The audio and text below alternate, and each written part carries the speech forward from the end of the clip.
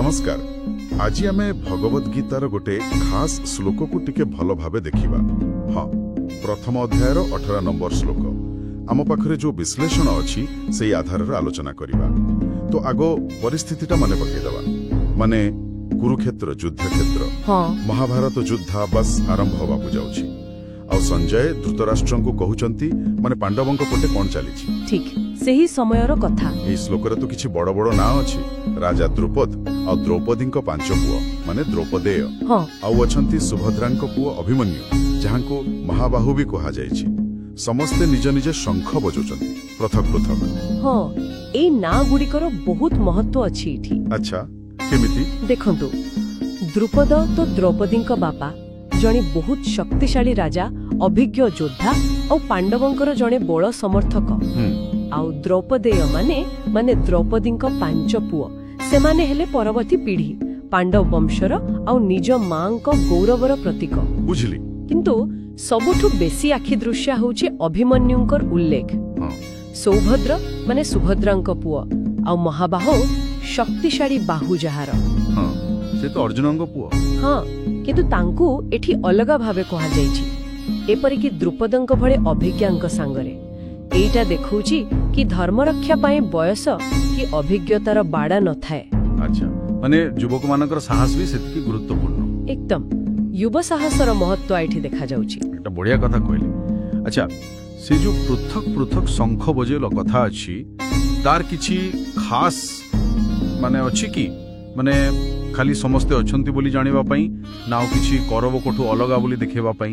हां, एटा भी गोटे भला प्रश्न। देखंतु पृथक पृथक रो अनेक दिग अछि। गोटे हेला एहा देखाउछि जे प्रत्येक योद्धा निजे व्यक्तिगत भावे ए युद्ध पई प्रस्तुत ओ दृढ़ संकल्प। खाली गोटे दलरे अछंती बोली नुहे, निजरे दायित्व नेउछंती। और द्वितीय कथा हेला एइटा सेमानकर निज निजर परिचय और वीरत्वर कथा कहूछि। माने समस्तंकर निजर एक स्वतंत्रता अछि। हां, ठीक सेया। आपण एमिति भाबी पारंती जिमती गोटे बड़ वाद्य वृंदरे समस्ते निज निजर वाद्य बजांती निज निज स्वर रे, किंतु सबु मिसी गोटे सुंदर संगीत तयारी हुए। बुझिले। त इठी सेही संगीतटा हला धर्मयुद्ध। हां, तेणु एहा एकतारे विविधता देखाउछि। गोटिए लक्ष्य पई समस्ते निज निज स्थानरु योगदान देबाको प्रस्तुत। एथिरे किछि विशृंखला नहीं, बरम व्यक्तिगत प्रतिबद्धतार गोटे सामूहिक प्रदर्शन। बहुत बढ़िया भाव रे बुझेले। ताहले खाली योद्धांक परिचय बा युद्ध प्रस्तुति छड़ा एई श्लोकरु आउ कोन सिखिबार अछि? माने आध्यात्मिक स्तर रे। निश्चय, आध्यात्मिक दृष्टिरु देखिले ए श्लोक गोटे बड़ शिक्षा दउछि। आम जीवन भी तो गोटे कुरुक्षेत्र परी। हां, ठीक कथा। आउ आमे समस्ते गोटे गोटे योद्धा परी। तेणु प्रत्येक व्यक्ति को निजर कर्तव्य माने निज धर्म पालन करबाकू आगे आसीबाकू हबो। खाली मनरे भाबिले हबनी, कामरे करी देखैबाकू पड़िबो। निजर शंख बजेइबाकू हबो, निज भूमिका को स्वीकार करबाकू पड़िबो। माने साहस, प्रस्तुति आउ कर्तव्य प्रति निष्ठा। एकदम। आउ विशेष करी अभिमन्युंक कथा देखंतु।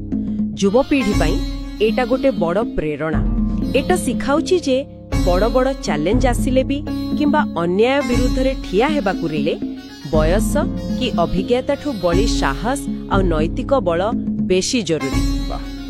तबे सारांश रे जदि कहिबा गीतार 18 नंबर श्लोकटा खाली किछि ना गुणुनी ना, बिल्कुल नुहे। एटा पांडव पक्षर व्यक्तिगत संकल्प, सेमानक निज निजर वीरत्व आउ सेमानकर सामूहिक शक्ति को देखाउछि। हां, द्रुपदंकर अभिज्ञता, द्रौपदेयंक भविष्यत आशा आउ खास करी अभिमन्युंक युव जोश, ए सबु मिसी धर्मयुद्ध पई सेमानकर पूरा प्रस्तुतिर चित्र दउछि। हां, आउ शेषरे श्रोतांक पई गोटे चिंता।